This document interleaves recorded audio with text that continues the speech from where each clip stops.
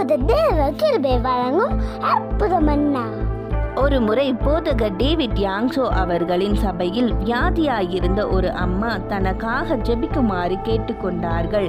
அப்பொழுது போதகர் ஒரு நோட்டு பேனாவை கொடுத்து 10,000 முறை இயேசு கிறிஸ்துவின் தழும்புகளால் நான் சுகமானேன் என்று ஒவ்வொரு முறையும் வாயில் அறிக்கை செய்து கொண்டே அதை எழுத சொன்னார். எழுதுவதற்கு சிறிது காலமாகும். அதுவரை அந்த அம்மா தன்னை பார்க்க வரமாட்டார்கள் என்று நினைத்து அவ்வாறு செய்தார். ஆனால் அந்த அம்மாவோ ஒரே வாரத்தில் திரும்பி வந்து விட்டார்கள். அப்பொழுது அந்த போதகர் எப்படி இருக்கிறீர்கள் என்று கேட்டபோது அந்த அம்மா, என்ன கேட்கிறீர்கள், சற்று சிந்தித்து ஸ்தோத்திரம், அது மறந்தே போய்விட்டது என்று சொன்னார்கள். அந்த வாயின் அறிக்கையே அவர்களை குணமாக்கிவிட்டது.